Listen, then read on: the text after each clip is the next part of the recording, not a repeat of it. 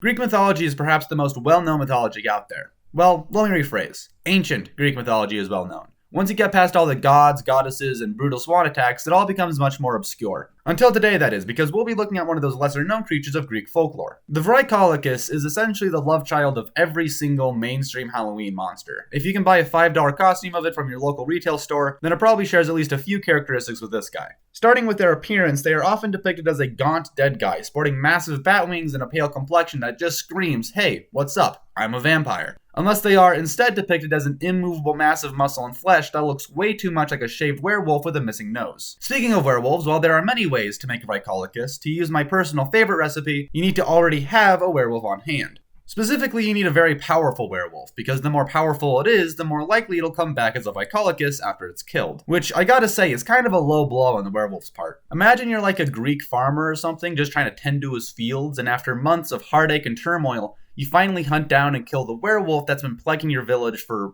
who knows how long, only for it to rise again as an even more powerful demon, laughing at you as it eats your liver and intestines.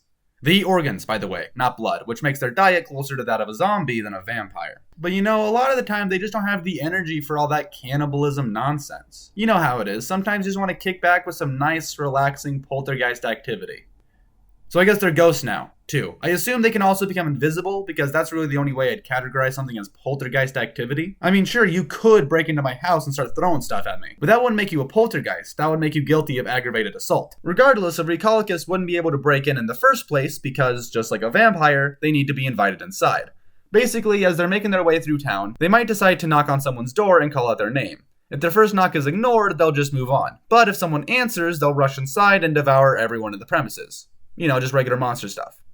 Anyway, because of this, there are apparently a few places in Greece that still consider it bad luck to answer a door on the first knock. Not necessarily because you'll be devoured by the personification of Halloween, but bad luck nonetheless. Alright, so far we have elements of vampires, zombies, werewolves, and ghosts. But on top of all of that, the Vercolicus acted as the early Greek interpretation of a sleep paralysis demon, being said to sit on a person's chest while they slept, thereby restricting their movement, kind of like an incubus. And I gotta say, a massive undead bat wolf is a much scarier sleep paralysis demon than I've ever seen.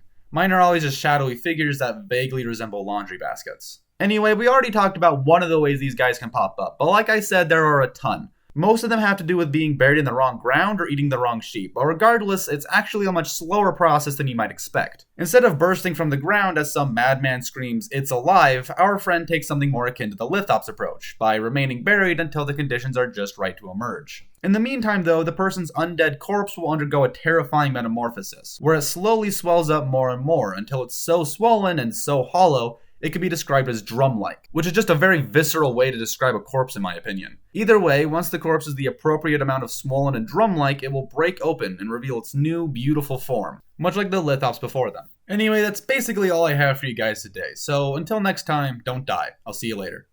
After one long season of waiting, after one long season of haunting, I am cracking open. Insides are pink and raw, and it hurts me when I move my jaw, but I'm taking